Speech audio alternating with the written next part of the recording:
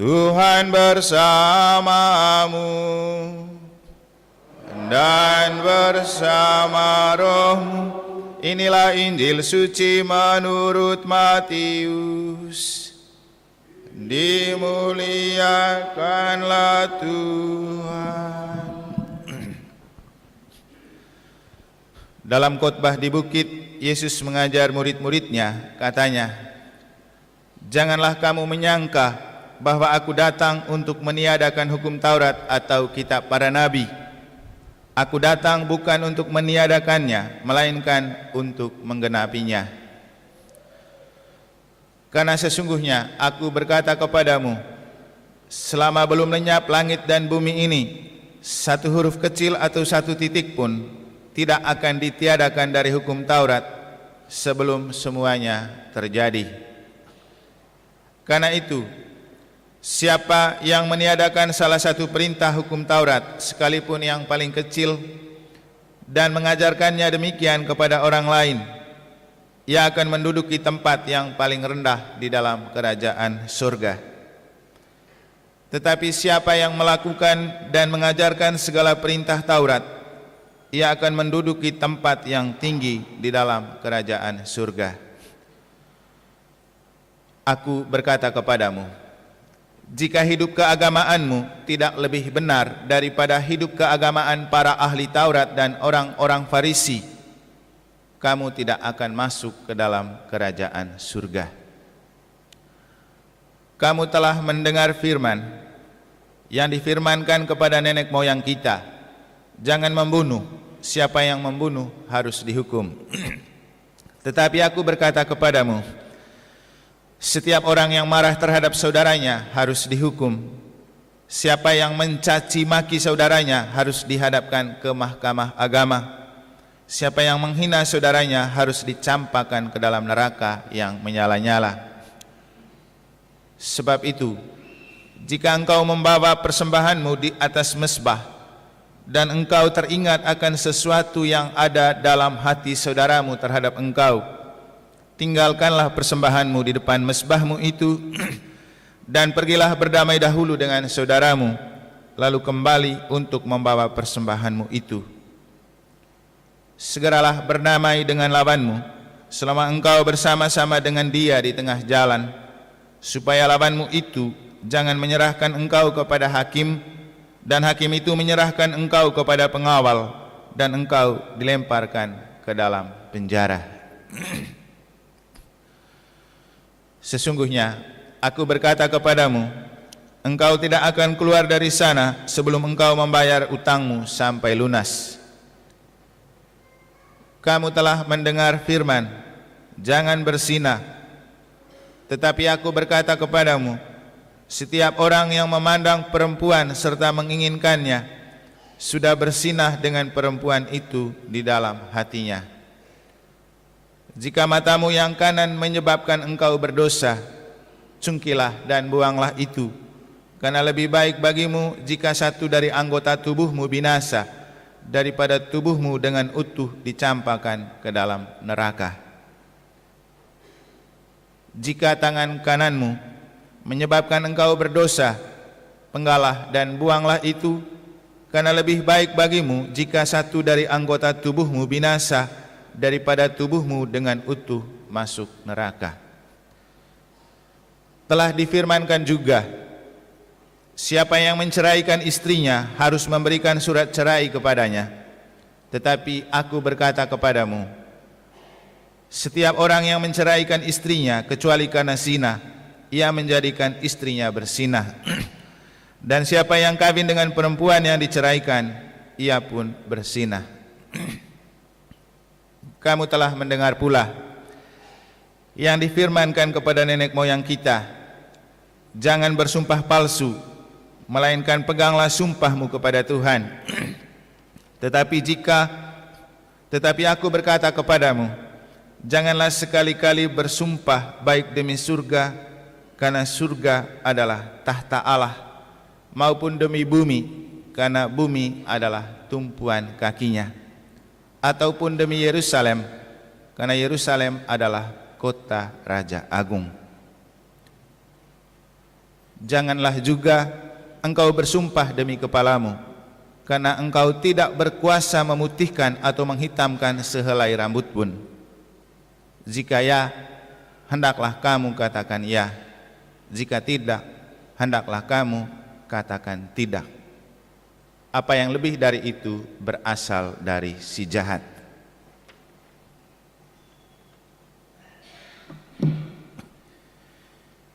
Demikianlah sabda Tuhan. Terpujilah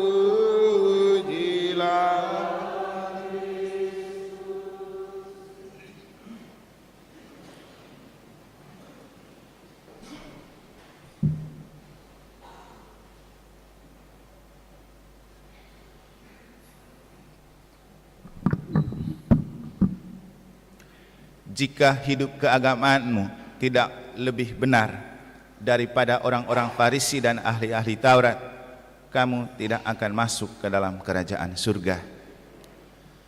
Para suster, Bapak Ibu, saudara-saudari, adik-adik dan anak-anak sekalian yang saya kasihi dalam Tuhan, ini adalah sebagian dari penggalan sabda bahagia Yesus dalam khotbah di bukit dari yang telah kita dengar. Dan sabda hari ini juga adalah lanjutan dari sabda bahagia yang telah diwartakan minggu lalu ketika Yesus mengajak kita untuk menjadi garam dan terang. Semoga kita tetap ingat pesan dari Bapak Uskup dalam khotbah untuk bagaimana kita menjadi garam dan terang. Bahwa menjadi garam jangan lalu menjadi terlalu kurang, karena katanya kalau kekurangan garam itu yang membuat bapak-bapak ngomelin istrinya. Atau juga jangan kelebihan garam, karena itu akan membuat sayur terasa pahit.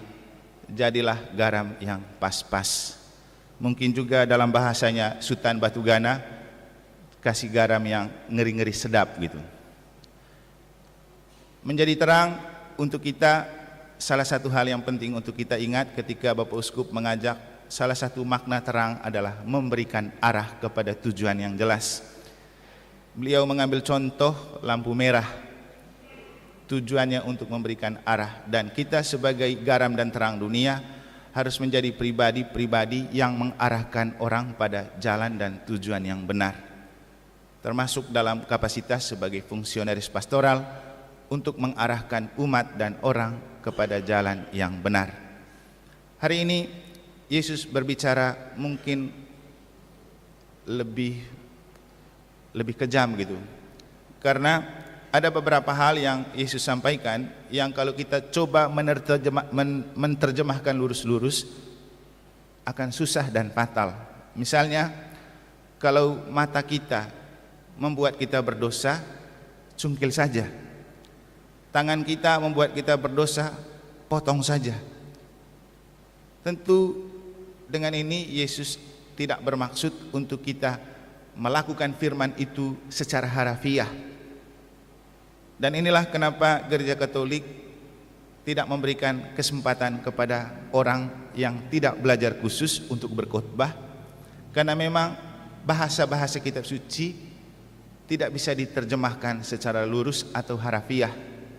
Dan mungkin dalam hal inilah ada perbedaan antara pastor dan pendeta, karena pastor berkhotbah tentang kata-kata kitab suci itu tidak langsung mengatakan begitu saja, tapi mencoba menafsir maknanya dalam konteks. Misalnya, kalau hari ini Yesus berbicara agak keras seperti itu, kita harus mengerti dan memahami konteks dia berbicara itu di mana dan dengan siapa dan tujuannya apa. Bukan masalah harus cungkil mata dan penggal tangan, tapi dengan itu Yesus memacu orang-orang untuk berbuat lebih. Karena di bagian awal dia sudah mengatakan bahwa jika hidup keagamaanmu tidak lebih benar dari orang-orang Farisi dan ahli Taurat, kamu tidak akan masuk ke dalam kerajaan surga. Jadi dengan menyampaikan hal-hal itu, sebenarnya bukan maksud Yesus untuk betul-betul memotong tangan dan mencungkil mata, tapi Yesus mau mengarahkan kita betapa pentingnya masuk surga daripada masuk neraka, kan gitu. Karena di bagian akhirnya Yesus bilang, kalau matamu menyesatkan engkau cungkil saja, lebih baik kamu masuk dengan mata satu ke surga daripada kamu masuk ke neraka dengan dua mata.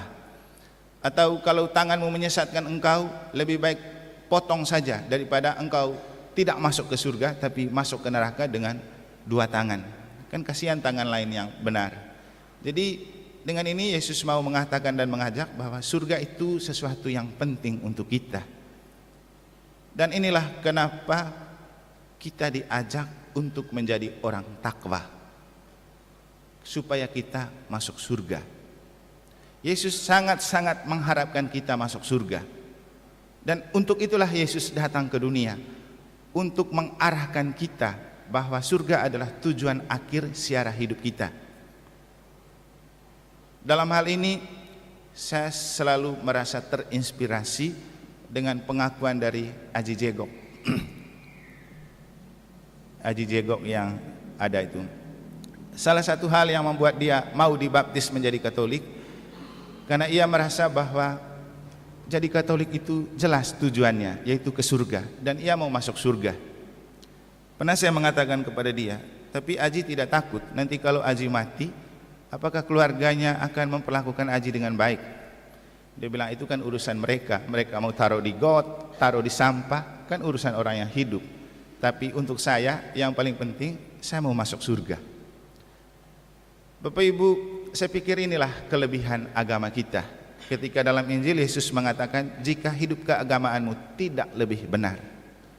Kebenarannya apa? Jelas tujuan kita ke surga. Jadi kita jadi Katolik, jadi pengikut Yesus karena kita ingin masuk surga. Maka seluruh kehidupan kita di dunia mestinya mengarahkan kita dan menginvestasi peluang untuk masuk surga. Nah, apa hal yang dapat kita lakukan untuk kita punya potensi masuk surga? Salah satu hal yang perlu adalah menjadi orang yang takwa. Itulah harapan dari kitab Sirak dalam bacaan pertama, ketika ia mengatakan bahwa mata Tuhan tertuju kepada orang yang takwa. Dan Tuhan mengenal setiap pekerjaan orang di dunia ini. Takwa itu apa? Takwa ini istilah tren di Indonesia karena kita hidup di tengah mayoritas Muslim. Karena ini istilah yang muncul dari bahasa Arab. Artinya, takwa itu adalah mempunyai kepercayaan kepada Tuhan, membenarkan kepercayaan itu kepada Tuhan, dan punya rasa takut kepada Allah. Kalau dibahasakan dalam bahasa kita, takwa itu seperti kredo begitu. Beriman kepada Tuhan dan mencoba menjaga iman itu dengan setia dan taat. Itu kata kunci. Karena bicara tentang beriman kepada Allah yang tidak kelihatan itu rumit. Mungkin kita berpikir, ngapain percaya kepada Allah yang tidak kita lihat? Dan itu yang membuat kita malas berdoa, karena kita tidak bisa melihat Allah yang kepadanya kita berdoa. Tapi Bapak Ibu, jangan lupa, kita boleh tidak melihat Allah yang kepadanya kita berdoa, tapi Allah selalu melihat kita yang sedang berdoa. Kan itu. Karena mata Tuhan berbeda dengan mata kita. Kita cuma punya dua mata yang bisa punya arah pandang searah. Ketika saya lagi menatap ke depan, maka saya hanya bisa melihat bagian ini. Tapi Tuhan tidak punya mata yang punya dua seperti kita. Jadi dia bisa melihat semua, karena dialah yang menguasai dan mengatur kehidupan kita. Jadi pada saat yang bersama dia bisa lihat kita di sini, dia bisa lihat orang di sana, atau pada jam yang sama dia datang untuk berdoa bersama kita. Di jam yang sama juga dia datang untuk mendengarkan orang lain di tempat lain yang sedang berdoa. Dan inilah Tuhan. Tidak bisa dibatasi dalam ruang dan waktu. Dan ia pasti selalu ada. Nah, untuk kita yang paling penting adalah bagaimana kita bisa percaya kalau Tuhan itu ada. Maka bicara percaya ini bicara roh. Bicara iman itu bicara roh. Karena kita harus percaya kepada apa yang tidak kita lihat. Dan inilah kenapa kita dianugerahi roh. Sejak dipermandikan kita dianugerahi roh. Kita dibaptis dalam nama Bapa dan Putra dan Roh Kudus, supaya Roh Kudus itu membantu untuk kita menemukan Bapa dan Yesus dalam hidup. Nah, inilah keistimewaan agama kita. Inilah yang membuat Yesus berani mengatakan, jika hidup keagamaanmu tidak lebih benar, tentang roh ini. Saya sering mengatakan bahwa Katolik punya keistimewaan, kita selalu diurapi oleh roh. Kemarin yang ikut misa hari orang sakit lagi diurapi roh, minyak suci. Dan hanya dalam gereja Katolik ada minyak suci kan? Di tempat lain banyak minyak, tapi itu belum tentu merupakan simbol kehadiran roh. Dan roh selalu diberikan kepada kita melalui sakramen-sakramen. Nah, coba cek di dunia ini, agama mana yang punya sakramen? Cuman Katolik kan? Supaya kita selalu disepuh oleh roh Tuhan. Dan menurut Santo Paulus dalam bacaan kedua, makna terbesar dari Roh Kudus dianugerahkan kepada kita adalah kita mampu menemukan hal-hal rahasia dan tersembunyi dari Allah yang tidak dapat ditemukan dunia. Nah, ini dia, kita mampu menemukan rahasia yang tersembunyi dari Allah yang tak dapat diberikan dan ditemukan dunia. Maka konsekuensi logisnya, kalau kita berdoa tanpa roh, memang kita tidak menemukan apa-apa. Sehingga untuk kita, doa itu bukan soal teriak besar-besar, tidak. Doa itu bukan soal kita harus pakai pembesar, bukan. Karena Tuhan tidak punya telinga seperti kita. Doa adalah gerakan roh untuk kita menyatu dalam Bapa dan Putra. Makanya Roh Kudus itu dianugerahkan kepada kita untuk membantu kita berdoa, supaya ketika kita berdoa, roh itulah yang membantu menyatukan kita dengan Bapa dan Yesus yang memang tidak kita lihat dalam hidup. Jadi iman tidak mungkin bertumbuh tanpa roh. Rohlah yang membuat iman bertumbuh. Dan gairah berdoa tidak akan muncul dalam hidup kita kalau hidup tidak dijiwai oleh roh Tuhan. Penting hidup dijiwai oleh roh, supaya roh yang membangkitkan dan membakar semangat kita untuk mau berdoa. Roh adalah pemersatu Bapa dan Yesus, pemersatu Bapa, Yesus dan kita. Makanya sebelum naik ke surga, Yesus bilang apa kepada para muridnya? Aku akan kembali kepada Bapa. Nanti sampai di surga di hadapan Bapa, aku dan Bapa akan mengirimkan Roh Kudus kepadamu. Dan Bapak Ibu, kapan pertama kali gereja itu lahir? Saat Roh Kudus dicurahkan kepada kita dalam Pentakosta. Sehingga gereja tidak mungkin tanpa Roh Kudus. Dan kita bersyukur menjadi orang beragama yang dianugerahi roh. Hal yang membuat kita tampak istimewa, dan hal yang membuat kita berani dikatakan oleh Yesus, ini agama yang lebih benar. Ketika Yesus mengatakan, jika hidup keagamaanmu tidak lebih benar, artinya yang lain juga benar, tapi kita punya kelebihan.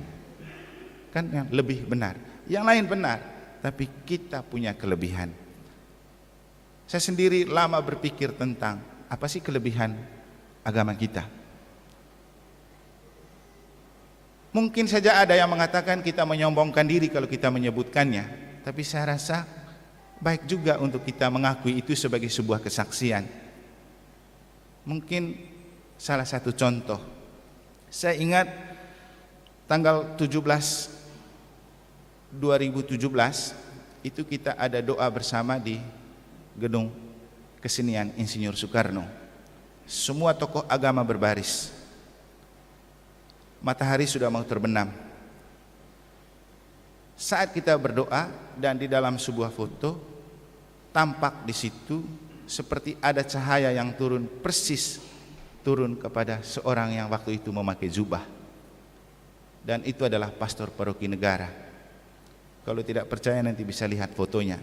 Dan waktu itu Pak Nandra yang cetak foto itu kepada saya karena dia merasa terharu.